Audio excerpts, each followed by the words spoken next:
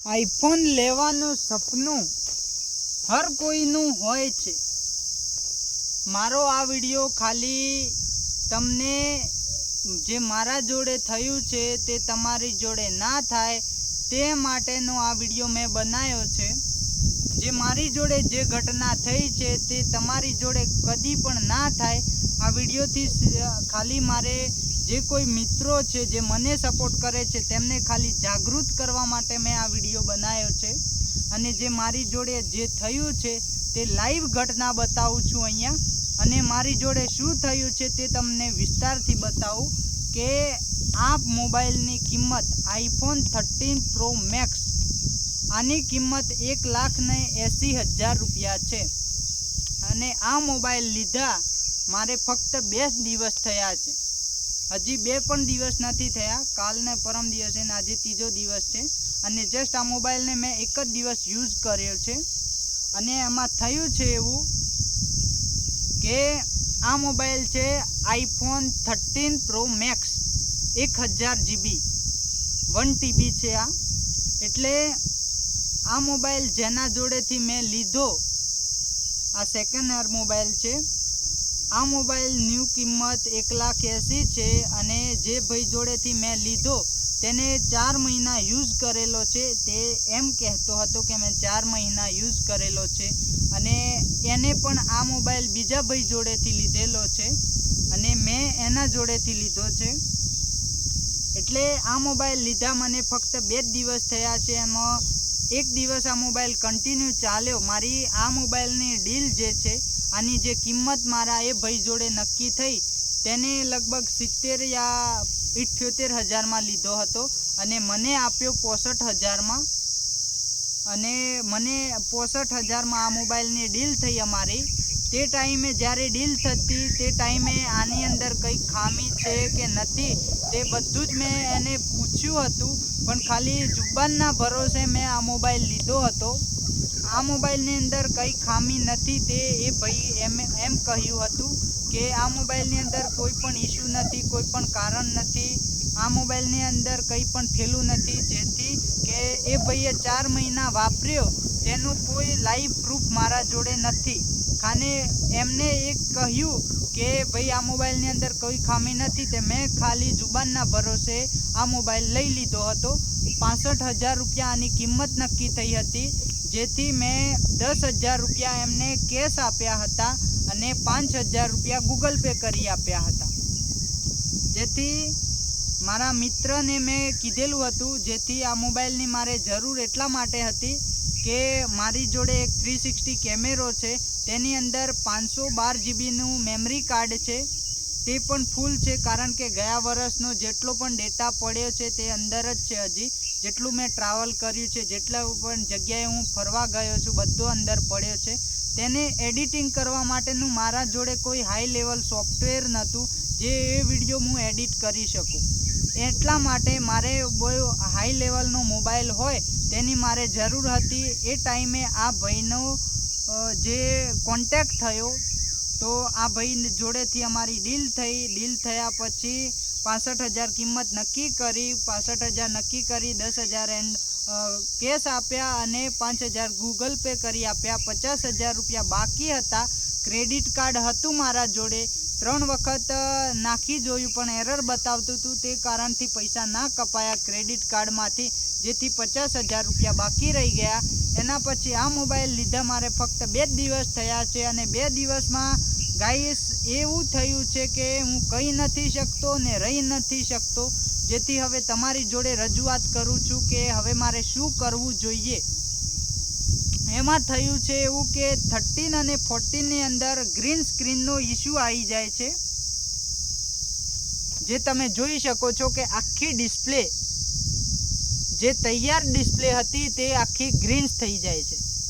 આખી display green થઈ જાય છે, જેથી આ મોબાઈલનો કંઈ પણ ઉપયોગ તમે ના કરી શકો જ્યાર સુધી આ ડિસ્પ્લે ના બદલો। અને આ ડિસ્પ્લે બદલવા માટે તમારો ખર્ચો લાગે છે 35,000 થી 30,000 રૂપિયા। હજી કન્ફર્મ નથી ખબર, પણ 35,000 થી 30,000 રૂપિયા આનો ખર્ચો લાગે છે આ ડિસ્પ્લે બદલવાનો। હવે 50,000 રૂપિયા મારા પેલા ભાઈના બાકી છે અને 35,000 રૂપિયા ખર્ચો આ થાય છે। તો હવે મારે કરવું શું, તો હું એ વાતે હલવાયો છું જેથી જેટલા પણ મારા મિત્રો છે ઇન્સ્ટા, ફેસબુક, યુટ્યુબમાં મને સપોર્ટ કરે છે એમના જોડે ના થાય આવું, એના માટે જ આ વિડીયો બનાવું છું કે 13 અને 14ની વસ્તુ કોઈ આઈફોન લેતા હોય તો ખાસ કન્ફર્મ કરીને જ લેજો. કો તો મારા હિસાબે માનો તો કંઈક ઊંચી સિરીઝમાં આઈફોન લેવાનો શોખ હોય તો આઈફોન ખાલી જ કેમેરા માટે બેસ્ટ ક્વોલિટી છે. એ વાત સાચી છે કે આઈફોન એ આઈફોન કહેવાય છે. મેં પણ એક દિવસ યુઝ કર્યો છે તો મને થોડું ઠીકઠાક લાગતું હતું, પણ હવે હું આનાથી કંટાળ્યો હોઉં એમ લાગે છે, કારણ કે એક દિવસ નથી થતો ને આટલું નુકસાન નોર્મલ વ્યક્તિ અફોર્ડ ના કરી શકે. નોર્મલ વ્યક્તિ જો હોય જેને મજૂરી કરીને પૈસા ભેગા કર્યા હોય આઈફોન લેવાના અને આઈફોન લઈને કંઈક કરવાની હોય, કંઈક વિડીયો બનાવવાનું વિચાર્યું હોય તો એ તો બિચારો હલવાઈ જાય. એ માટે હું આ વિડીયો બનાવી રહ્યો છું કે જેટલા પણ મારા મિત્રો છે તેને આવું એમના જોડે ના થાય.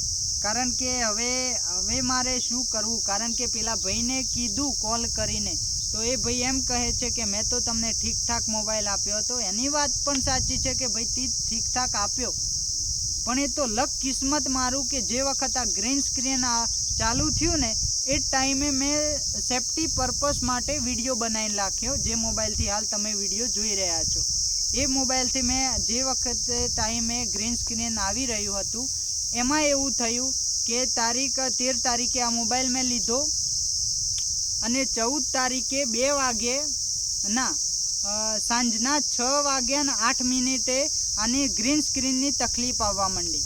તકલીફ આવી ગ્રીન સ્ક્રીનની એટલે મેં તાત્કાલિક મોબાઈલ કાઢ્યો અને વિડીયો બનાવી નાખ્યો. એના પછી ઓટોમેટિક તૈયાર થઈ ગયો મોબાઈલ. ખાલી 2 મિનિટ એવું ગ્રીન સ્ક્રીનનો ઇસ્યુ થયો તો ઓટોમેટિક તૈયાર થઈ ગયો.